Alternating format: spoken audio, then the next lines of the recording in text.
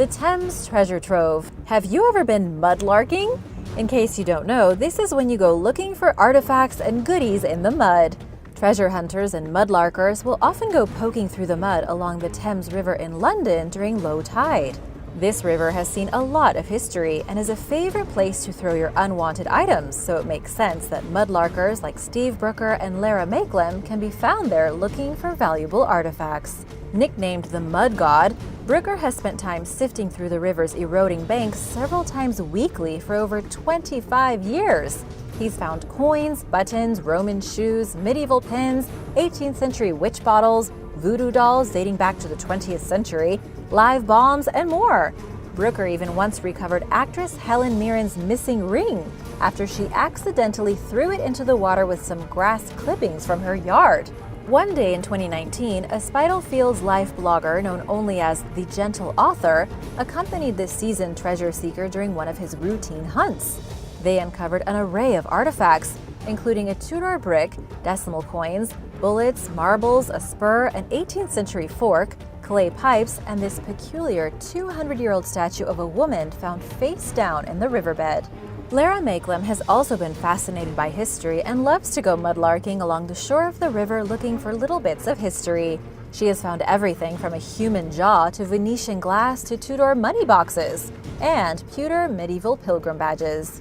Mudlarkers have been exploring the Thames since at least as far back as the late 18th century, when the river served as the world's biggest port. At the time, they were simply scavengers who looked around for valuable objects that were dropped or left behind by criminals who looted ships. While mudlarking is now considered a respectable hobby, many of the discoveries that are made date back hundreds of years, proving that the original collectors missed more than a few items while they scoured the riverbed for anything they could try to sell. Now, mudlarkers are amateur archaeologists, professional historians, and regular people who love to find things. If you are interested in learning more, Makelem wrote a book called Mudlark: In Search of London's Past Along the River Thames, which is an award-winning Sunday Times bestseller. Have you ever done this before? Let me know in the comments below. Aba Yohani. In the Tigray region of Ethiopia, there is a mysterious monastery built into the side of a mountain that dates back to the 4th century.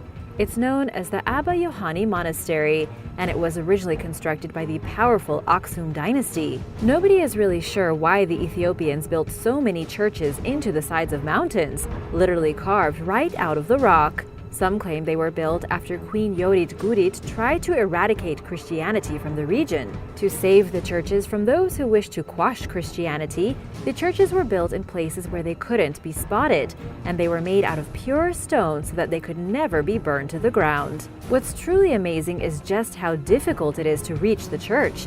Thousands of years ago, worshippers would have had to literally scale the side of the mountain like a rock-climbing goat just to reach the interior of the church. Building the church alone would have been a dangerous nightmare, with workers clinging to the side of the mountain with a sheer drop just underneath their feet. One slip would have meant certain death. People still make the pilgrimage up the side of this mountain even today. The church still performs services such as baptisms. Those who wish to visit the mysterious church of Aba Yohani or to get their child baptized must do so barefoot. Otherwise, they risk slipping and tumbling down to the desert floor below. Ice Age Wolf Puppy. A female wolf puppy was just discovered in the Canadian Yukon, mummified and in almost perfect condition. According to Live Science, the wolf pup was preserved in the permafrost for approximately 57,000 years before being discovered by a gold miner in Dawson City. Professor of Anatomy Julie Beechin says the specimen is the most complete one of its kind ever found that can be traced back to the last ice age. Her soft tissue is still there. She has her hair and skin intact, and she still has her little nose looking like a poor little puppy that died just yesterday. This makes her the most complete Ice Age wolf ever found in Canada. By x-raying her teeth, scientists were able to tell a lot about her. She died at just 7 weeks old and is a Canis lupus, also known as a gray wolf. The puppy died all alone for some reason, perhaps when her den collapsed. She was mummified and then perfectly preserved for many thousands of years for us to find.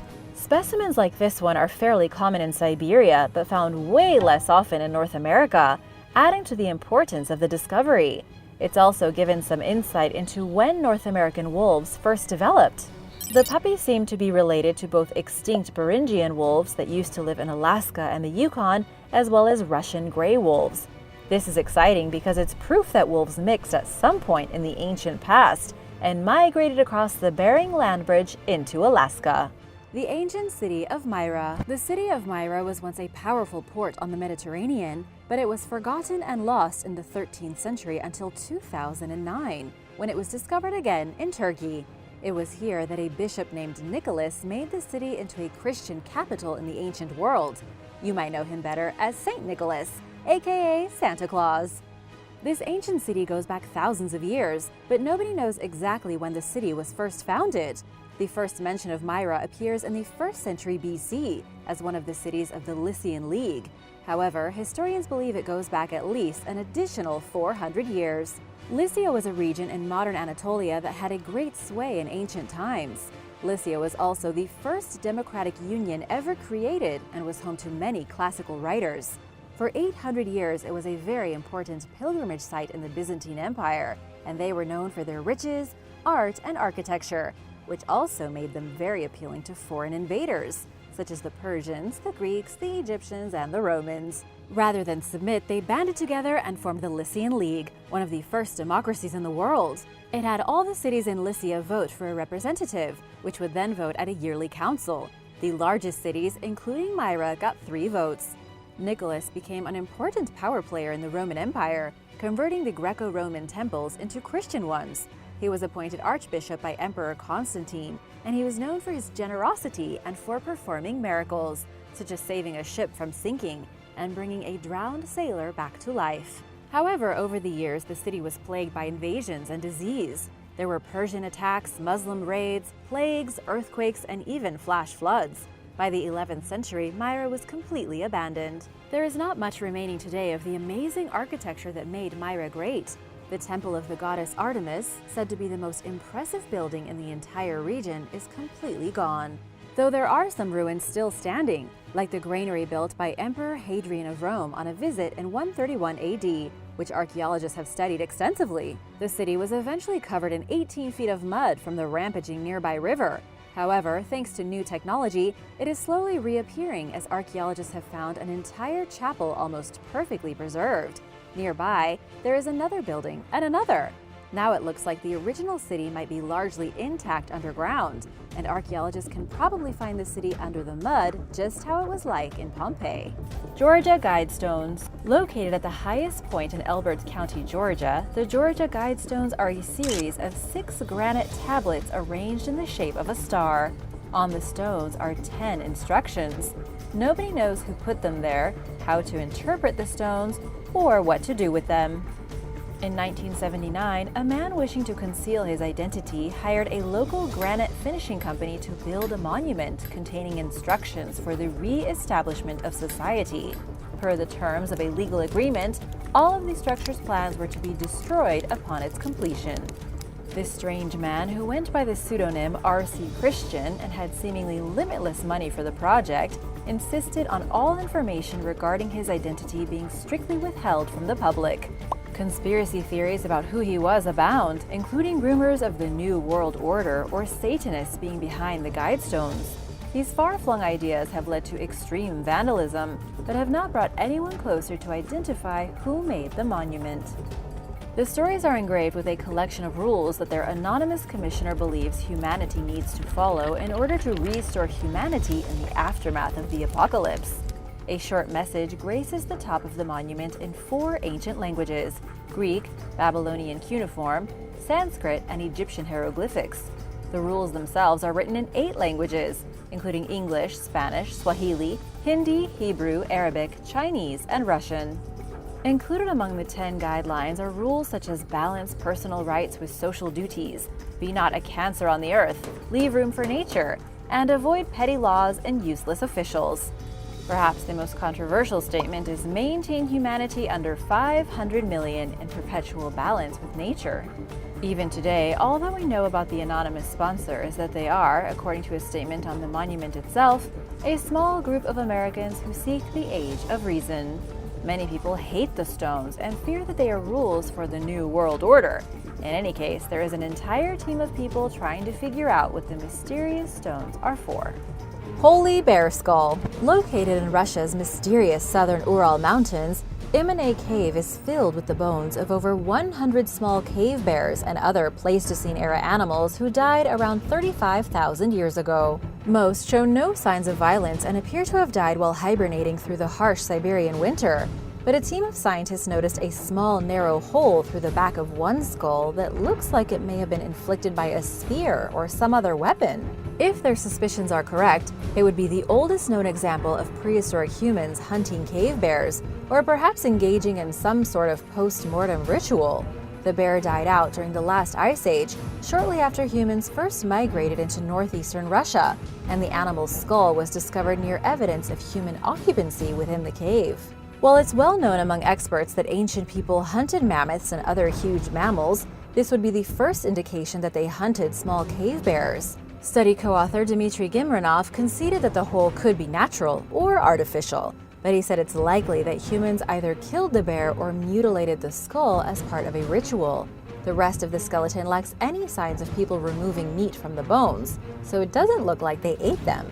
There is much evidence that sacred practices were common in the region at the time.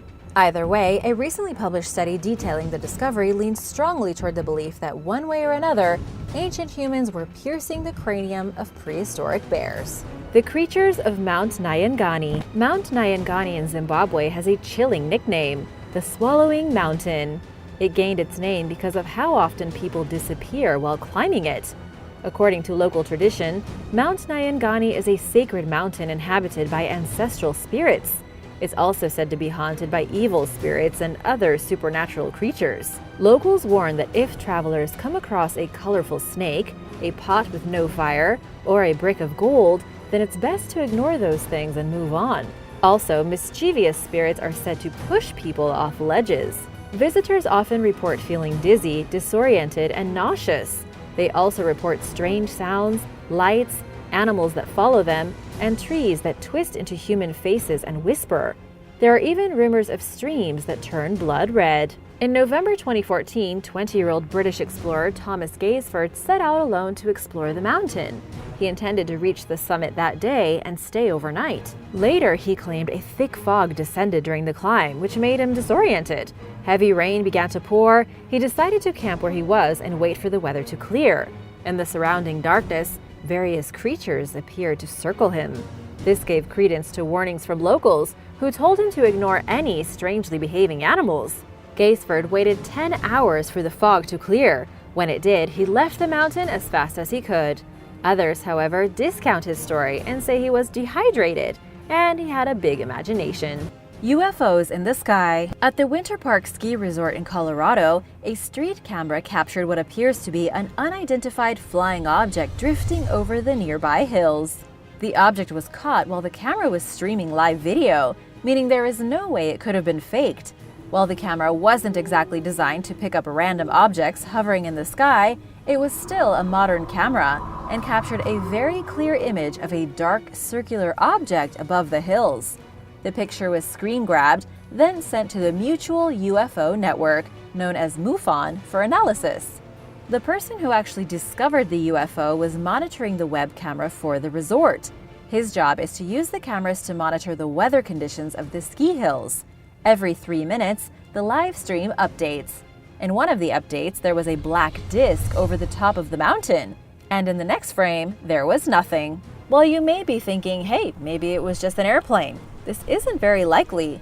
Whatever it was had been soaring way too close to the land. There is no way a commercial vehicle would be flying so low.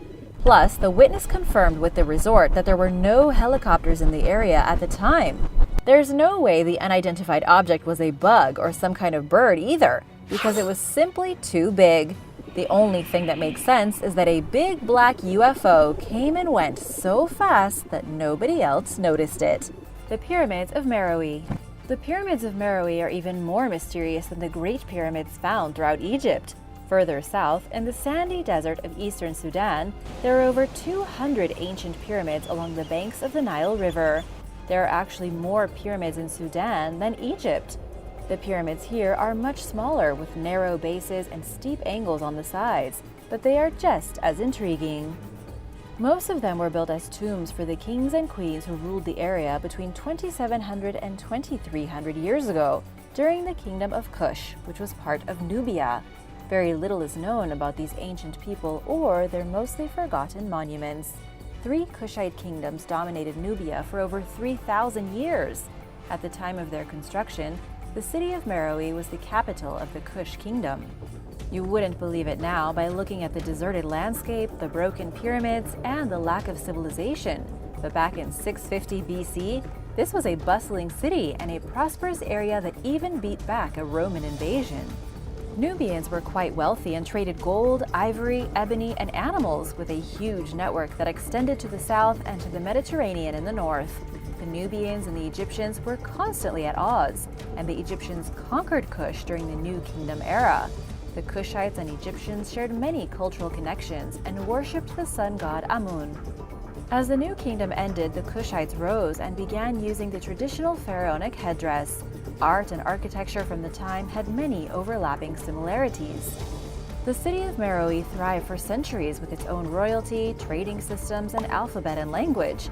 However, it slowly fell to raids and attacks, and then once the Romans took over Egypt, it was the beginning of the end.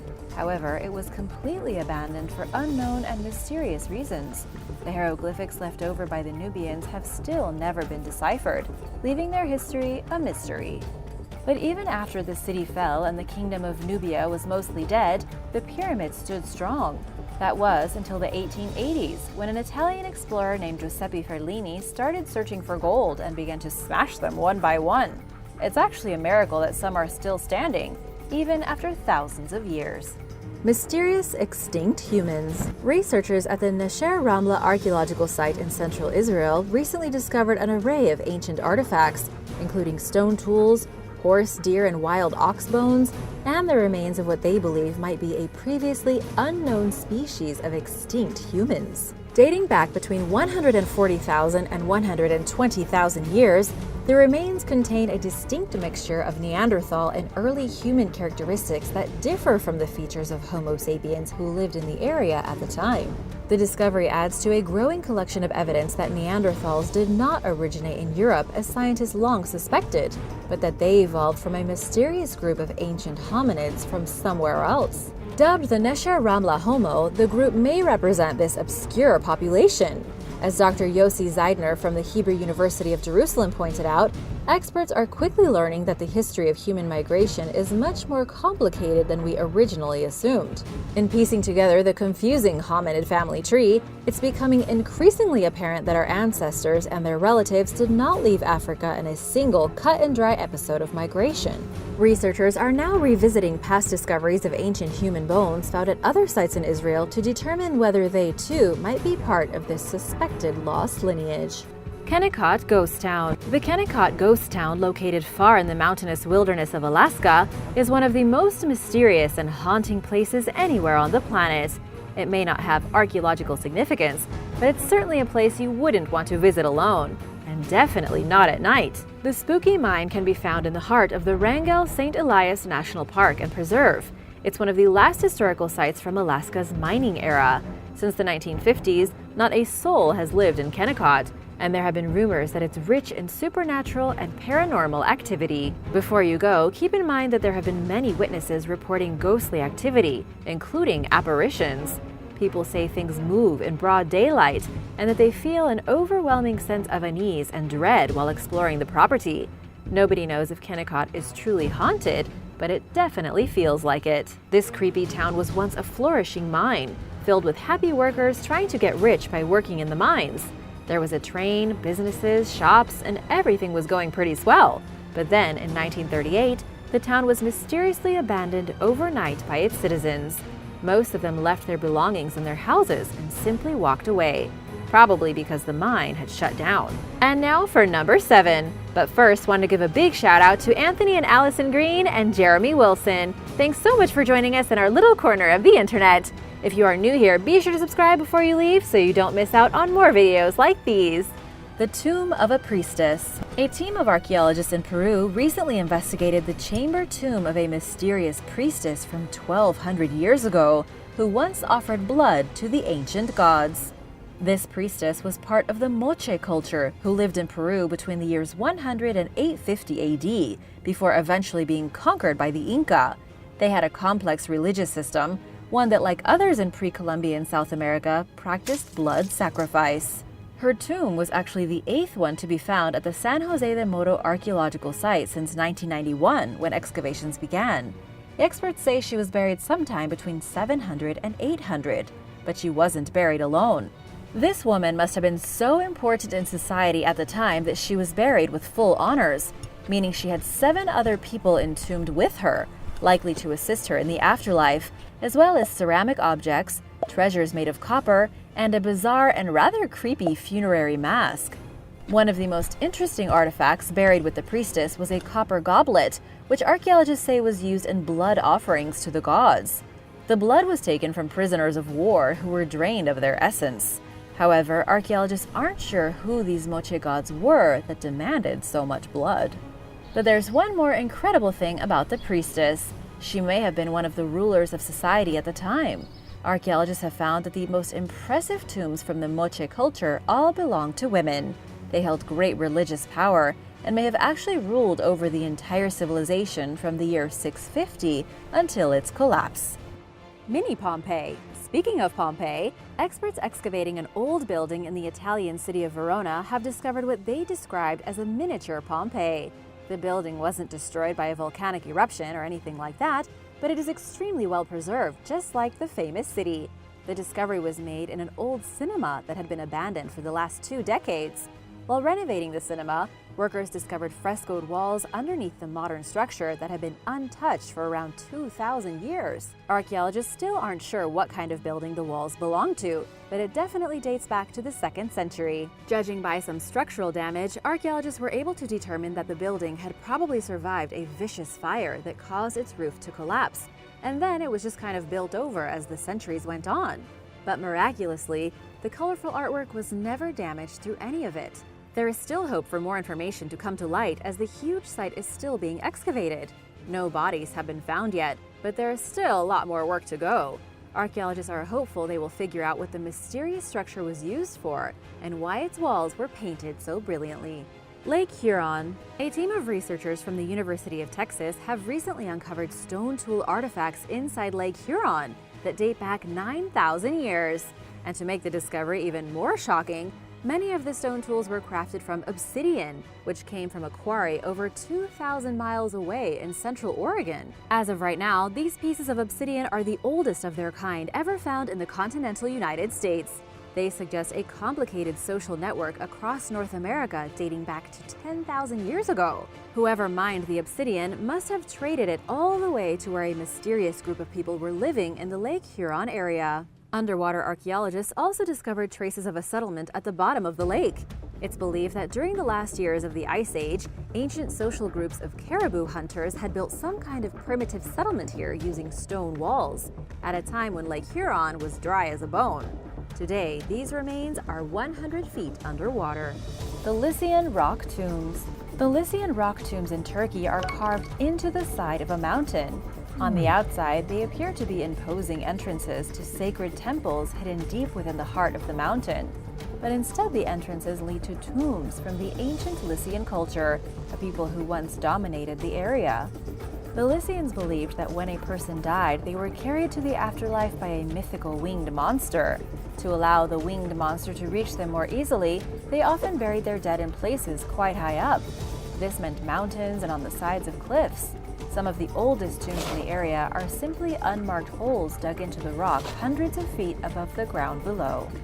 The Lycian tombs located in the old city of Fethiye are significantly more impressive on the outside than on the inside. The entranceways are megalithic, with huge doors that look like they were made for giants. But beyond the doors, there is nothing but empty chambers cut into the rock. Because the tombs were so grand and easily visible, they were looted hundreds of years ago. By the time modern archaeology became a thing, all the treasures and bodies and whatever else was buried here had already been stolen, leaving a huge mystery of what the Lycian funerary rituals might have been like. Laptop Lady Statue. In early 2016, an anonymous YouTuber who goes by the name Still Speaking Out released a video alleging that an ancient Greek funerary statue dating back to around 100 BC depicts a woman holding a laptop with USB ports on the side. Everyone freaked out. Conspiracy theorists and armchair experts typed furiously, claiming that it was proof that people in ancient times must have had technology. Still Speaking Out said that he perceived the artwork as a prediction, citing the sacred Oracle of Delphi site, where priests went to connect with the gods and retrieve advanced information. The statue is located at the J. Paul Getty Museum in Malibu, California. Jeffrey Spire, a curator who works at the museum, admitted that the object in the statue does resemble a laptop. Speaking to Live Science, he offered the far more reasonable explanation that it's a jewelry box, a hinged mirror, or a box containing incense. University of Oregon art history professor Jeff Hurwitz said that the so-called USB ports are actually drill holes for attaching a bronze or marble object. There was something probably attached, but it was not a USB. Officially titled Grave Naiskos of an Enthroned Woman with an Attendant, the statue shows a wealthy woman sitting on an armchair and touching the lid of a shallow box in the hands of a servant girl, according to the J. Paul Getty Museum's website. Known as a naisko, it's one of many funerary reliefs that were crafted between the 6th century BC and the 1st century BC, and were used for marking graves. If you ask the experts, this is just another case of someone creating a mystery where one doesn't exist. But at least it brings attention to artifacts. Kropfstein Castle. Kropfstein Castle is one of the most mysterious castles anywhere in Europe. It's located in Switzerland and considered a heritage site of national significance. However, there are absolutely no records that indicate when, how, or why the castle was built. Judging by its appearance, it was probably constructed sometime during the 13th century. It was in the 14th century when the Counts of Kropfstein appeared in historical records. Some people believe they took up the name of the castle after moving into it, but who actually built the castle is still a mystery. What's truly amazing is that the castle was carved out of the side of a mountain, perfect for protection and defense. It's literally jutting out from the side of a cliff, which has helped it to remain in such good condition over the centuries, since it's shielded from the weather. It was once 3 stories tall but has decayed a bit over the years. The interior is empty and full of rubble, and the roof has long since caved in. The Counts of Kropfstein died out in the 15th century. Everyone who was part of the bloodline was lost, and the castle eventually fell into disrepair. It can still be seen today, though it's nearly invisible on the side of the mountain. You can't even see it from a distance unless you know what you're looking for. The only way to get there is by a precarious trail along the edge of the cliff, coming from the dense forest. Coins of death. In England, a man with a metal detector found 2 incredibly rare coins from the 14th century, originating from a time when the plague was ravaging England and the rest of Europe. The coins were minted during the reign of King Edward III, sometime between 1344 and 1351. Discovered in Norfolk County, the fellow with the metal detector sent the coins to be assessed by professional archaeologists, who were quite frankly astounded by the discovery. They have given 2 possibilities for how the random coins got trapped underneath the ground. They say both were definitely buried at the same time, and that they were probably part of a purse or a treasure stash hidden by somebody who was planning to come back and get them later. That person must have died before they could ever retrieve their treasure. But just how much money can 2 coins be worth? First of all, they are crafted of 96% pure gold. Back in the 14th century, the coins would have been owned by a person at the top tier of society, according to archaeologist Helen Gagey. In today's currency, the 2 coins together would be worth $16,700, not including their historical value. A mysterious city. In Peru, experts have discovered a brand new pre-Hispanic archaeological site near the city of Cusco, never before explored by modern scientists. The archaeologists found the leftovers of stone walls built by the Inca, the ruins of a megalithic temple, and artifacts left behind by members of the relatively unknown Wari culture. The site is called Espiritu Pampa, according to the Decentralized Culture Directorate of Cusco. This is the state body in charge of conserving precious artifacts in the area. Archaeologists also uncovered tooth fragments from animals, a silver chest plate that may have been worn by a fearless warrior, ceramic vessels, and mysterious silver needles. They even found a silver crown and other forgotten pieces of jewelry. The most important building is the temple itself, which archaeologists believe was used by the Wari to perform rituals or as an astronomical observatory. But what's really strange is that traces of Inca culture were also found here, suggesting centuries after the Wari had vanished, the Inca moved into their abandoned city as they expanded throughout Peru. But just who were the Wari? They flourished between the years 600 and 1000, and they held dominance over a huge patch of land between the rainforest and the Andean highlands. They've even been referred to as the first great empire of ancient Peru. Their capital, Huari, was one of the first splendid cities in the entire world. But like a lot of old civilizations back then, centuries of persistent drought saw their numbers decline, and their civilization crumbled. Hoia Baciu Forest. There is no forest in the world more mysterious or more frightening than Hoia Baciu Forest in Romania, where warped trees and skeletal figures can be seen at all hours of the day in the perpetual darkness of the woods. Romania already has a reputation for being one of the most haunted places in Europe. People here have witnessed figures dancing in the dark, the shapes of hands reaching out from between the trees, and specters moving from bush to bush. The atmosphere is just as spooky even when there aren't ghosts roaming around. It's eerily quiet, then suddenly there are footsteps from an unseen figure coming from everywhere at once. It's no wonder that Hoia Baciu is considered the most haunted forest in the world. But the forest here is more than just haunted. Some call it the Bermuda Triangle of Romania because people and things have been known to go missing in the area. Local legend states that a young girl vanished into the forest and then reappeared 5 years later, but she didn't remember where she'd been. And there's more stories of lost time, vanishing shepherds, supernatural occurrences, and even alien encounters. However, it's not all doom and gloom inside the mysterious forest. Before the sun goes down, it can be a pleasant natural area with plenty of trails for biking and hiking. Just be sure you leave before night falls, or you may be stuck inside the woods forever. Extinct goose. Earlier this year, researchers announced that a trio of geese depicted in the artwork of the 4,600-year-old tomb of ancient Egyptian ruler Nefermat I and his wife Itet represent an extinct species, offering a rare glimpse at an animal that unfortunately no longer exists. The painting, a famous piece of artwork known as Medum geese and nicknamed the Mona Lisa of Egypt, is also unique because it features a real creature, unlike many ancient Egyptian depictions of mythical deities and animals. Currently housed at Cairo's Museum of Egyptian Antiquities, the fresco was discovered in 1871 at a site in Lower Egypt called Medum, hence the name. Experts were puzzled about the birds for quite some time, until evolutionary biologist Dr. Anthony Romilio recently examined the animals and spotted what he believes is a speckled goose that is no longer seen in the modern world. Romilio said that it's possible that artistic license could explain the differences between the geese in the fresco and modern geese, but because the other birds depicted in the artwork are extremely realistic, the images are probably accurate representations of a species we are not familiar with today. The birds were previously thought to be a red-breasted goose species, which are found in Europe, not northern Africa, where no such remains have ever been found, and do not exactly match the geese in the painting. This is the only known documentation of the suspected extinct species, which in Romilio's words, appears now to be globally extinct. Unfortunately, it's unlikely that researchers will ever know what caused the animal to fade from existence. The Valley of Headless Men. This doesn't sound good at all. Nyangani National Park is part of the Mackenzie Mountains region in Canada. Despite its pristine, idyllic appearance, the park earned the name Valley of Headless Men for very good and sinister reasons. Natives that settled in the area feared the valley because they thought it was evil and refused to live there.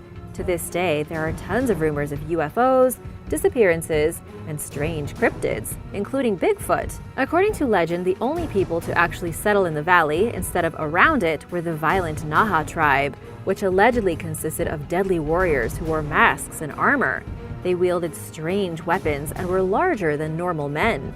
They loved to decapitate their victims, hence the spooky name of the valley. Where are the Naha tribe now? Nobody knows. They supposedly vanished without a trace, although it's possible they still live there because the park is largely unexplored. In 1908, Willie and Frank McLeod, lured by stories of gold nuggets the size of grapes, went prospecting in the valley. For a year, no one saw them again until their decapitated bodies were found along the river. Their heads were never found. 9 years later, another miner named Martin Jorgensen tried his luck. He built a cabin and started a small mining operation. Then his cabin burned down, and his headless, charred corpse was found amongst the ruins. By 1969, 44 people had vanished in the valley. Today, only adventurous rafters and kayakers traverse the valley, and it can only be reached by plane or boat. The strangeness hasn't stopped, as visitors often report strange lights and mysterious ape-like creatures strolling through the trees. Who's up for camping? Parallel universe. In Antarctica, the world's largest neutrino telescope may have detected evidence of a parallel universe. It happened in the springtime, when the telescope, which is a grid of specialized detectors constructed on Antarctica's ice, detected strange signals that don't seem to make any sense. The Antarctic Impulsive Transient Antenna, or ANITA for short, discovered radio signals being produced by high-energy particles from space. These particles normally enter the atmosphere from deep space from above. However, this time, ANITA detected them from beneath the surface. Rather than being beamed down from the stars, they seem to be rising up from the planet. The reason it's so strange is that these particles should not be able to pass through this solid mass that is the Earth. It makes absolutely no sense and could change the way we understand particle physics. Well, some people understand, because that is not my field of expertise. One of the theories as to how the particles originated has to do with a parallel universe. Because the particles are coming from the opposite direction that they're supposed to, seemingly passing through Earth by magic, some scientists say there could be an anti-universe that is opposite to our own, in which everything runs backward. This would mean the Big Bang is the end of the universe, not the beginning in this alternate reality. Right now, this is just a theory. It hasn't been scientifically proven, though there is some degree of likelihood. To make matters even stranger, the first time this was detected was 8 years ago, and it's happened frequently ever since. Despite all the data and research, scientists still haven't reached any conclusions. That's physics for ya! The island of Hvar. Something strange was recently discovered on the Croatian island of Hvar. Archaeologists found traces of an old Greek settlement dating to around the 4th century AD, back when the whole area was populated by Greeks, who had recently taken it back from the Romans. But the island actually has a history that stretches back much further. The island has been continually inhabited since Neolithic times, though the Greeks were the first to settle on the island back in 385 BC. The Roman Empire eventually seized control of the area in 219 BC, and 900 years later, when their power had seriously diminished in the region, Slavic people arrived and took control of the island. Basically, the island of Hvar has had a long and brutal history. The recent archaeological dig took place in the gardens of a Croatian palace built here in the 17th century. Researchers were expecting to find artifacts related to the palace. What they found instead was an ancient necropolis filled with ceramic jars which themselves contained human remains. Researchers uncovered at least 20 graves in the necropolis and the skeletons of 32 people. They also found a piece of stone wall dating back about 1900 years. In typical Greek fashion, these tombs were flamboyant and exceptional. Many tombs were elaborate buildings with their own roofs and stone walls, with the most impressive skeletons being buried inside giant jars, almost like a human ship in a bottle, along with many, many grave goods. Moraki Boulders. The Moraki Boulders in New Zealand can be found at the Kohe Beach, making it one of the most mysterious beaches in the world. The boulders along the coastline here are like stone planets dropped into the sand. All of them look perfectly symmetrical, giving the beach an oddly alien appearance, as though you've just landed on another planet. Some of the boulders are even embedded in the surrounding cliffs, looking like stuck cannonballs. According to the local Maori legends, the boulders have to do with how humans arrived on the island. When the original inhabitants of the island fled the mythical land of Hawaii, which, yes, sounds a lot like Hawaii, in their giant canoe, they were hit by a storm and they crashed into New Zealand. The hull of their canoe then became a reef, while their cargo was turned into stone spheres. Those stone spheres can still be found all over the beach today. In the science world, there is of course a different explanation. Scientists say the boulders are actually concretions which formed 60 million years ago from marine sediments. Each giant boulder began as something small like a shell or a fishbone, and as sedimentary particles slowly built up around the central object, The perfectly symmetrical orb of calcite and minerals became thicker and thicker until the Moraki Boulders turned into the big rocks that we see today. And now for number 5. But first, want to give a big shout out to Kevadonis and Waschent, who has been around since practically the beginning. We wouldn't be here without you. If you are new here, be sure to hit that subscribe button before you go and join the Origins Explained family. Roman ruins under theater. During the 2nd century, a fire tore through a Roman building in what is now Verona in northern Italy, causing the roof to collapse and leaving charred furniture in its wake. The destroyed structure was forgotten about until recently, when archaeologists discovered it beneath an abandoned cinema that has sat vacant for the better part of 2 decades. To everyone's delight, the building's interior, including its magnificent frescoed walls, are remarkably intact, earning it the nickname Miniature Pompeii. It's unusual to uncover a site that is in nearly as good condition as it was thousands of years ago, but that appears to be the case here. Researchers believe that the building was too big to function as a private residence, leaving them puzzled about what it was used for. It's located just blocks away from the Verona Arena, a Roman amphitheater that was built during the 1st century and is still in use today. Founded in the 2nd century BC, Verona became a Roman colony during the 1st century AD and is a UNESCO World Heritage Site.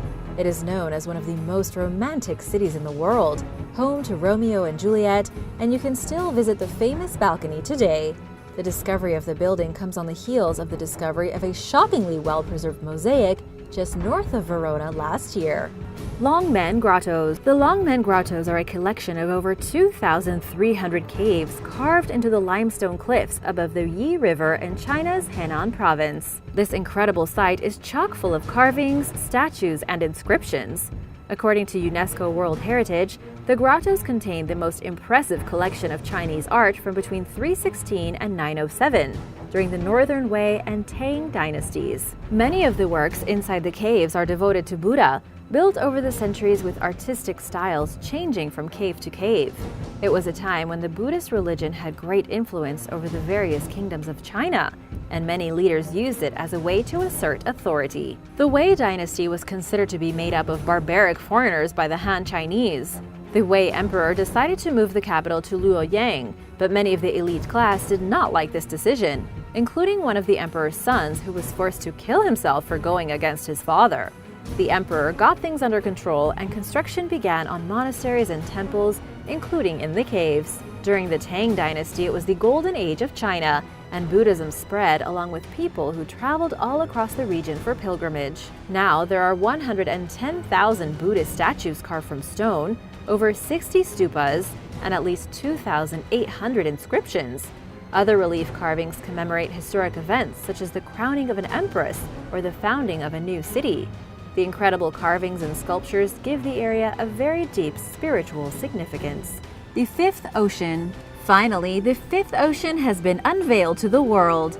A decision was made by the National Geographic Society to add the ocean which surrounds Antarctica to the list of the 4 oceans already recognized: the Pacific, the Indian, the Atlantic, and the Arctic. In a rather underwhelming naming decision, the ocean has been called the Southern Ocean. The ocean isn't a new discovery in itself, it's always been there. However, the idea to make it an official ocean has been around for about a century, but until just now, it didn't have popular backing. It was on June 8th, World Oceans Day, that National Geographic announced that they would start labeling the Southern Ocean as a real ocean on maps going forward. While this may not seem like it will have a big impact on the world at large, it actually will. Alex Tate from National Geographic said the biggest impact will be on education, because students up until now have only been learning about the 4 main oceans. Now, hopefully the Southern Ocean will be included in the curriculum, and people will start learning more about the mysterious Antarctic waters. King Herod's tomb. King Herod the Great ruled over Judea from between 37 BC to 4 BC and was known for his exceptional cruelty and tough rule, as well as his impressive building projects, including the fortress of Masada. He killed his sons and his wife and loved to confiscate property from those who did not support him. He is also a very important figure in the Bible. One of King Herod's most infamous acts was to murder every male baby in Bethlehem to prevent a prophecy from coming to life, in which the Messiah was to be born. There is no historical record of this happening other than what was written in the Gospel of Matthew, and nobody knows if it really happened. The search for his tomb became every archaeologist's obsession. Nobody knew where it was. By the late 1800s, finding the tomb was like searching for the Ark of the Covenant. In 1838, the American scholar Edward Robinson found Herodium, a huge fortified palace built by King Herod. The palace was discovered buried underneath a massive volcano-shaped earthen mound, only about 7 miles from Jerusalem. But throughout all the original excavations, nobody could find the actual resting place of the infamous king. It wasn't until 2007 that archaeologists finally unearthed a huge staircase leading down to a burial site. Within the burial site, they found a sarcophagus so lavishly decorated it must have been used for a king. The story made headlines around the world, with the London Daily saying, "A new discovery may solve the mystery of the Bible's bloodiest tyrant." But according to National Geographic, the tomb had already been pillaged and destroyed, probably on purpose by rebels. It is still up for debate on whether this was actually his real tomb, since there were no carvings or engravings mentioning his name. Others are still on the lookout. The Skirrid Mountain Inn. The Skirrid Mountain Inn is one of the oldest and most mysterious pubs in all of Wales, with at least 900 years of history. But this isn't any ordinary history. The Skirrid Mountain Inn has a long and dark past of executions, witchcraft, and hauntings. The first mention of the pub came from documents in the year 1110. It was a place of entertainment for kings from both Wales and England, and some even say the pub was the very place where the Welsh ruler Owain Glyndwr started the revolt against Henry IV in England. The pub was a place of sanctuary for dying and wounded soldiers during wartime. In the 17th century, part of the inn was used as a court, and at least 180 prisoners were sentenced to death there. Often the execution would take place inside the dark and spooky inn, usually at the top of the staircase. Today, there is no shortage of paranormal activity detected inside the Skirrid Mountain Inn. Staff and visitors alike have reported hearing footsteps and ghostly laughter, experiencing dramatic drops in temperature, and witnessing scary shadows wandering up the stairs and through the corridors. One of the weirdest things that people still experience to this day is the strange perfume that seems to come from nowhere and is often accompanied by the faint swish of a woman's dress. Oversized early hieroglyphics. While working near the ancient Egyptian city of El Kab in 2017, a team of archaeologists led by Yale University Egyptologist John Darnell noticed some unusually large carvings on a cliff face at a site called El Kawi. Included among the depictions are a bull's head on a pole, 2 storks, and a type of bird called an ibis. A closer analysis revealed that the oversized etchings date back roughly 5,500 years, to sometime around 3,250 BC, and constitute the oldest known example of hieroglyphics during their early formative stage. The images date back to a period known as Dynasty Zero, when ancient scribes were just beginning to master the hieroglyphic writing system. Unlike other Dynasty Zero carvings, which are typically less than an inch tall, the inscriptions at El Kawi are 27 inches high. They predate other large hieroglyphics by roughly 300 years. The images resemble characters that were eventually used to convey a pharaoh's power. Darnell believes that the carvings acted as a boundary marker of sorts, which identified a particular king's jurisdiction over the area. It was, in his words, a way for travelers to know that they were entering an area under official authority. He also sees the early hieroglyphics as evidence that the writing system was established much more quickly than experts previously believed, and that its use for publicly declaring royal rule began early on in its development. Doomsday Cult. In a remote part of Philadelphia, there is a Doomsday Cult hideaway hidden in the hills and forests. The entranceway to the cult's hideout is little more than a doorway carved into the side of a huge hill.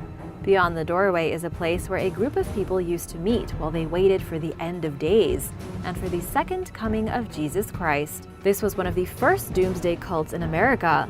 It wasn't recent, so you may not have heard of it. The cult originated in 1694, when a group of German mystics and monks settled near the Wissahickon Creek in Philadelphia. According to Ripley's Believe It or Not, they called themselves the Society of the Woman in the Wilderness. They got the inspiration for their name from a woman in the Book of Revelations, who searched for refuge deep in the wilderness during the final days of the apocalypse.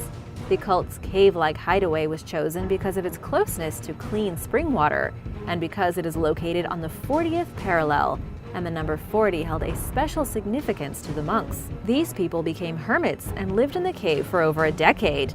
They were led by Johann Kelpius from Transylvania, a mystic and scholar who had actually been born in the same small village as Vlad the Impaler, aka Dracula. But alas, their place in the woods didn't last long. The monks eventually disbanded in 1708 after their leader died and the apocalypse never happened. Some ex-members went on to become doctors and lawyers, but the cave can still be found today, and it's still just as creepy and mysterious as it was in the 1600s. Mysterious underground ping. In a remote community far away in the Canadian territory of Nunavut, a strange sound has been coming from the floor of the ocean. It's been described as a ping, a hum, and even a beep. And it's been heard throughout the Fury and Hecla Strait, an area roughly 80 miles north of Igloolik, a place so cold it even has the word igloo in its name. But here's the deal with the weird beeping. Locals are saying the noise is so strange that it's been scaring away the animals. The hunters who live in the region say that the local sea mammals have all but vanished, coinciding with the first witness of the beep. And according to them, it's coming from the very floor of the ocean. The speculations have been running wild. Some say there are foreign submarines lurking in Canadian waters. Others say there could be a crashed UFO sending out radio signals, trying to contact its mothership. Scientists were quick to point out that the passage is a migratory route for whales. It could just be whales making the noises, but the locals don't think so. They believe there is something mysterious and ominous on the seabed. They just can't figure out what it is. Jiahe. The archaeological site of Jiahe in China has been the source of great interest recently, as it contains evidence of some of the earliest people who ever lived in the Far East. Archaeologists have uncovered cultural and artistic remains such as advanced stone-cutting tools, kilns and pottery, unique housing structures, and musical flutes hollowed from bone. All the evidence points to a flourishing society that was shockingly advanced as far back as the Neolithic period. This site is unique among all ancient sites in the world. One of the main reasons is just how musical the old people of Jiahe were. Some archaeological sites in Europe have yielded a single musical instrument. Here, archaeologists have found 30 flutes, with 6 of them representing the earliest examples of usable musical instruments anywhere in the world. The flutes were crafted from the wing bones of exotic red-crowned cranes, with up to 8 holes capable of producing a wide variety of unique sounds. The Met Museum reports that Chinese myths known from nearly 6,000 years after the flutes were made tell of the cosmological importance of music and the association of flute playing and cranes. Experts believe the flutes were probably used in rituals and ceremonies, and they probably sounded better than most high school recorder sessions. To make the musical accomplishments at Jiahe even more impressive, keep in mind these flutes were crafted around 9,000 years ago, roughly 4,500 years before the ancient Egyptians were even established as we know them. Point Pleasant.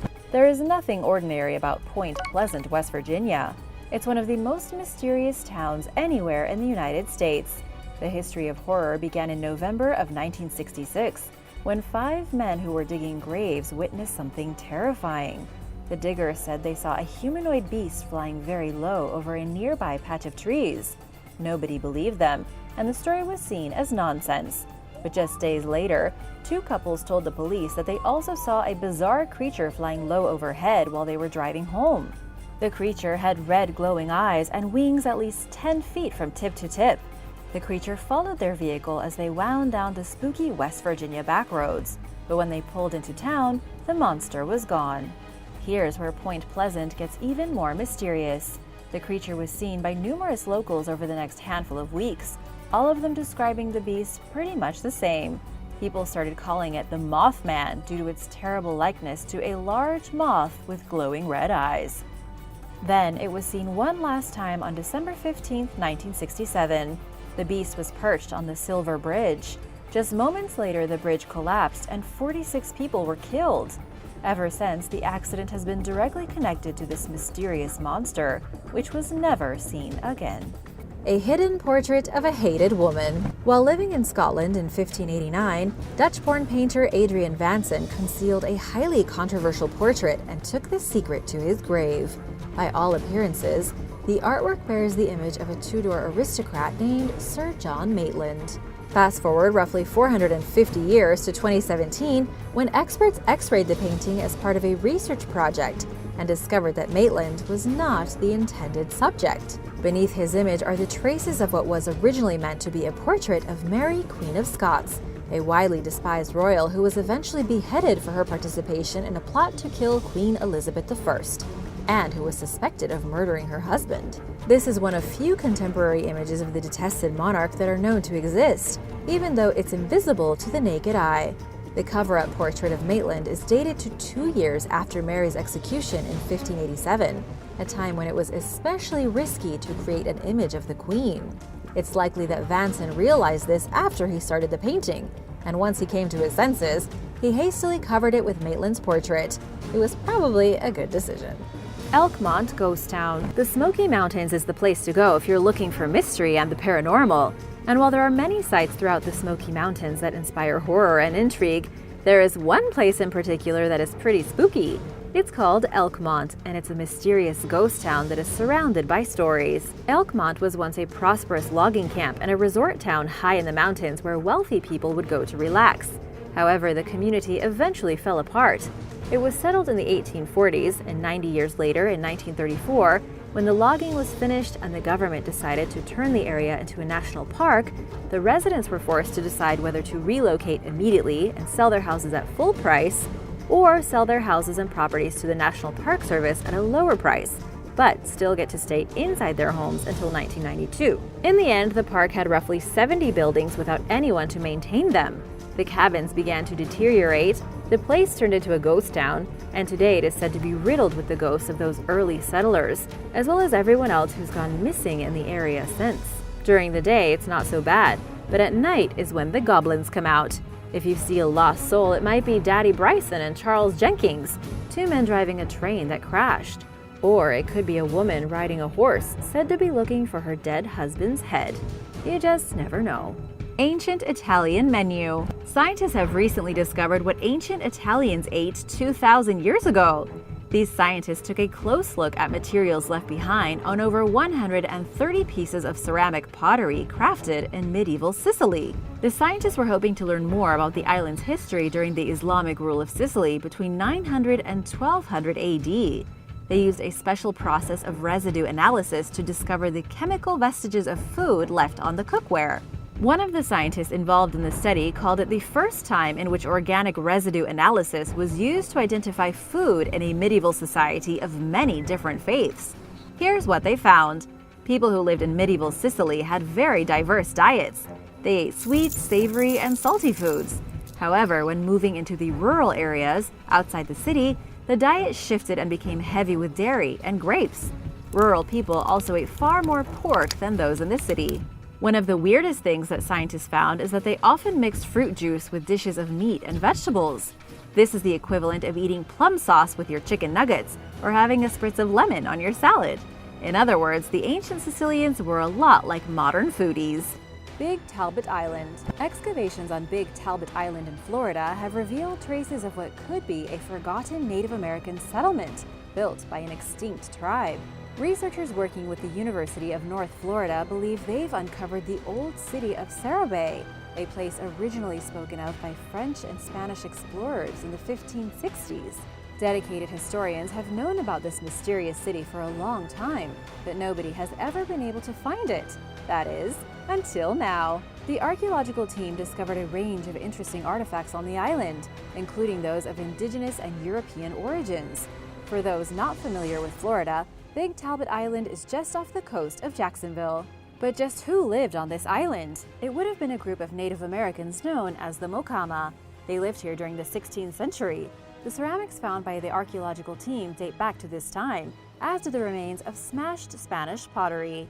Judging by just how big the excavation site is, researchers say the island was much more than a small settlement and was probably a major community, at least until Europeans arrived in 1562. Less than 150 years later, the Mocama were gone, and their settlements were lost to history. Aurora Cemetery. The Aurora Cemetery in Texas could very well hold the most important grave in the entire world. The first thing you might notice on a visit to the mysterious cemetery is the plaque outside mentioning the grave of a spaceship pilot. If that seems unusual, that's because it is. But newspapers from the time reported that in April of 1897, an alien aircraft allegedly smashed into a windmill, was ripped to pieces, and its occupant was flung to the ground. The locals buried the alien corpse at the cemetery and made the plaque so future generations would know what happened. At this point, you're probably wondering if there's any proof of this. The answer is no. Roadside America reports that everyone agrees that the tombstone, if there ever was one, is gone now, and so there's nothing to see here.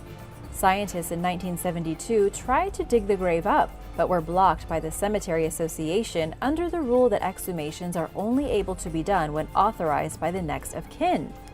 Considering this as a space alien or a pilot who fell from the sky, there wasn't exactly an uncle or a third cousin around to give permission. Unfortunately, it's not even clear where in the cemetery the alien was buried. Something must have happened long before the story gained national attention. In 2010, a random tombstone appeared mysteriously in the cemetery, then vanished abruptly 2 years later. Have you heard of this story before? Anyone from Texas who has been to the cemetery? Let me know in the comments below. America's oldest outhouse. You know what they say, one person's trash is another person's treasure. Over 14,000 years ago in what is now Paisley, Oregon, an ancient group of people used a cave as their bathroom. Not only did they leave their waste behind, they also left a number of other artifacts, including stone tools. A few years ago, archaeologists discovered a collection of fossilized fecal matter known as coprolites at the lowest excavation level at the site, now known as Paisley Cave. This might sound gross, but finding ancient organic matter is extremely exciting to a lot of people. Their age adds to a growing pile of evidence indicating that people arrived in the Americas before the so-called Clovis people, who came here around 13,000 years ago and were long believed to be North America's first human inhabitants. Some experts have challenged the findings, claiming that the prehistoric poop was deposited by animals and contaminated with human DNA. Study co-author and chemist Ian Bull admitted that this is possible but unlikely. Working with feces sounds wildly unpleasant to most people, but experts were thrilled at the opportunity to learn more about the everyday lives and diets of the people who answered nature's call inside Paisley Cave. The specimens contain traces of mammoth and other large game, as well as seed coatings, rodent bones, organic plant compounds, and outer shells from insects. Unlike coprolites found at sites where waste was deliberately managed, the feces from the cave reflects a nomadic population and could prove useful to better understanding the movement and day-to-day habits of ancient people throughout the continent. Neanderthal flower burial. Far in the Zagros Mountains of northern Iraq, there is a mysterious cave that once sheltered a small group of Neanderthals. This was several tens of thousands of years ago, with their bodies being discovered in the 1950s. Nobody knows exactly what these Neanderthals were up to, other than simply seeking shelter. But some of them had been buried in the cave. One of the skeletons was found with injuries that suggest he would have needed to be taken care of for the rest of his life. Perhaps this is the beginning of civilization. Someone, most likely family members, stayed in the cave helping to take care of this early human until he eventually died. And then, after his death, scientists believe his body was covered in flowers. According to Ralph Selecki, who had helped in excavating the bodies, the skeleton was found dusted in pollen. The logical explanation is that after the crippled Neanderthal passed on, he was buried in a shallow grave inside the cave and then decorated with local flowers. The reason this is so interesting is that most anthropologists believe Neanderthals never buried their dead, but maybe ate them or just abandoned them wherever. Burying a body and leaving flower offerings raises many questions about when early people began to bury their dead and what they believed in. Wormholes. A wormhole is a bridge that can theoretically connect different points in space-time. A wormhole could, in theory, create a shortcut in which a person could travel to a different point in the space-time continuum. In other words, travel through time. Just recently, scientists have suggested that wormholes may be less science fiction and more reality. The truth to wormholes is incredibly complicated. To create one, the very fabric of space-time itself must be altered, and this involves pushing space-time outward with negative energy. Negative energy is a thing that really exists and has been produced in a laboratory. Scientists believe negative energy is what's behind the accelerated expansion of our universe. In a paper published in the monthly notices of the Royal Society, Russian astronomers said that there could be some wormholes existing at the center of bright galaxies. They also suggested we could find them if we train our telescopes to look for the right characteristics. Specifically, the creation of a wormhole would result in a massive burst of gamma radiation, which we could search for using telescopes on Earth. Astronomers have not actually found a wormhole yet, but the Russian scientists say it's possible. However, we would never be able to travel through one to go backwards in time. A wormhole like this would be positioned at the center of the galaxy, where the temperature would be so intense that anything that went near the wormhole would be instantly incinerated. Al-Ula. In northwestern Saudi Arabia, there is a region known as Al-Ula. To the untrained eye, it looks like nothing but desert landscape, dry rocks, and mounds of dirt. But this is actually a place rich in archaeological treasures. Just recently, the remains of 11 humans and a dog were found buried inside a monumental tomb. The tomb itself dates back to 4300 BC and was discovered thanks to satellite images and aerial photography. Because the region is so vast and inhospitable, one of the best ways for archaeologists to locate ancient sites is by using satellites and flyby missions. Over 6,000 years ago, this desert landscape was home to a village, and this village used the burial ground over a period of around 600 years. According to Melissa Kennedy, a professional researcher involved in the project, the tomb would have been clearly visible on the flat landscape as a large and prominent structure. But why exactly these people fled the desert, when they made their exodus, or if they simply died as their village turned to dust, nobody can say for sure. We don't even know what these ancient people were called. Charleville Castle. Charleville Castle is one of the most mysterious historical places in all of Ireland. It's located in what little remains of the primordial oak woods once inhabited by ancient druids. It was constructed in 1798 by Charles William Bury. To this day, the castle is hands down the finest example of Gothic architecture anywhere on the island, but it's also a haunting place full of nightmares and mystery.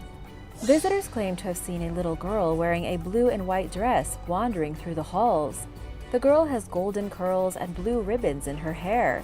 She's sometimes seen as a shadow burned into a photograph. She's sometimes witnessed in someone's peripheral vision. According to historical records, the girl could be the youngest daughter of the 3rd Earl of Charleville named Harriet. Harriet passed away tragically in 1861 at the young age of 8. Ever since, her presence has been felt by those who enter Charleville Castle, and sometimes you can hear her singing and laughing. Human bone instruments. Humans have memorialized the dead for thousands of years, and we've come up with infinite ways of doing it along the way. During the Bronze Age in what is now Britain, people were buried with bone fragments from other deceased family members, and they even kept the bones of lost loved ones on display in their homes, according to University of Bristol archaeologist Joanna Bruick. There are numerous theories about why people engaged in these practices. Researcher Tom Booth proposed that the bones were seen as relics and were associated with religious or mythical figures from hundreds or thousands of years ago. On the other hand, a study published last year found that people crafted keepsakes out of their dead relatives' bones within decades of a person passing, rather than centuries. Bones were made into amulets, ornaments, and other decorative objects that most modern humans wouldn't dream of showcasing in their home. In one grave, archaeologists found a whistle carved from a thigh bone. Speaking with The Guardian, Thomas Booth, who radiocarbon dated the remains used in the study, said that these practices, which are macabre by modern standards, reflect a more blurred line between the living and the dead than we have in today's society. What do you think? Let me know in the comments below. The Rwenzori Mountains. The Rwenzori Mountains are one of the most mysteriously alluring places in the world. There is no one particular place within the mountains that's mysterious. It's the whole region that's spooky and even mystical. The mountains are often draped in fog, it rains all the time, and they were first named by the Greeks back in 150 AD as the Mountains of the Moon. This is the only mountain range along the equatorial belt in Africa that has glaciers and ice caps. It was also only confirmed during modern times by the British explorer Henry Morton Stanley back in 1888, when he spotted the snowy peaks during a brief moment that the clouds went away. For years, explorers tried climbing into the mountains and they failed every single time. The highest peak wasn't climbed successfully until 1906. It wasn't until much later that any actual international exploring was done, beginning in the 1930s, but not picking up until the 1980s. One of the big issues has been that the mysterious mountains are often filled with guerrilla soldiers and rebel forces from the Congo. Perhaps the coolest part about the Rwenzori Mountains is just how little they've been explored and how hard it is to do so. What this means is that there are probably hundreds, even thousands of species that have never been identified living in the mist. 6,000 years of history discovered. In England, a project to remove electricity pylons recently led archaeologists to discover the ruins of a Roman settlement and other relics spanning back a total of 6,000 years. It was a complete accident that this place was discovered.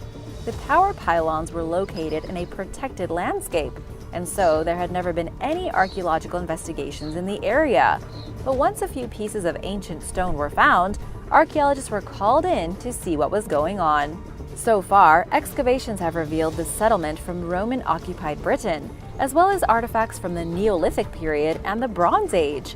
Some of the oldest artifacts include flint tools and scraps of pottery from 4000 BC. As for the Roman settlement, it was actually pretty impressive. Archaeologists uncovered 8 stone buildings, as well as ovens and millstones that would have been operated either using cattle or Roman slaves. There were also 34 burials at the site, with the skeletons spanning a period of 500 years during the Iron Age. Finally, a cremation cemetery from the Bronze Age was also found. In total, the site was used for thousands of years, probably on and off again.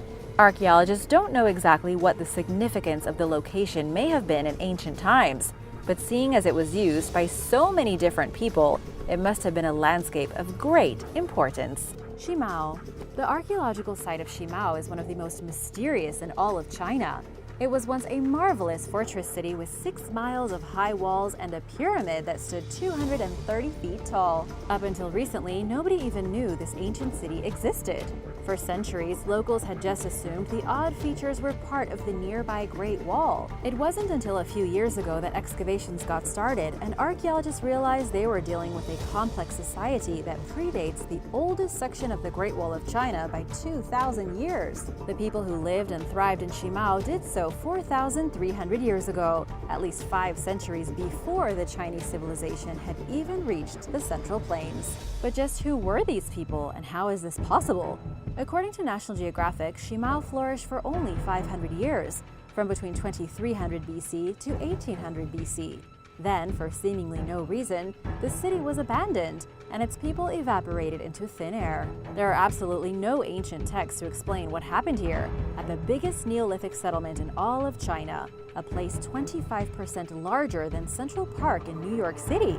Archaeologists have found proof of human sacrifice, painted murals, artifacts crafted out of jade, and much, much more. And yet nobody knows where these people came from or where they went. Just recently, archaeologists uncovered 70 relief sculptures etched into stone depicting serpents, monsters, and unbelievable beasts that nobody can even recognize. Still, there is no clue as to what happened to Shimao or its people. Ape Canyon. Ape Canyon is a huge gorge just northeast of Mount St. Helens in Washington state. It's a mysterious patch of wilderness named after a horrifying attack in 1924 by an alleged pack of Bigfoot monsters. According to the old reports, it was a summer night in July when a small cabin filled with a group of miners came under siege by what they identified as wild ape men, horrifying creatures that were big and hairy like apes but looked just like men. All 5 of the miners survived the vicious attack, and each of them confessed the same story. The assault happened while they were asleep. The miners woke up to hear giant stones smashing against the walls of their wooden cabin. The stones were coming at them from all sides, so the men grabbed their weapons and ran outside and began shooting at monsters that they saw up in the hills. After they started shooting, the attack ceased, and when they let their guard fall, the attack began again. This went on until daybreak.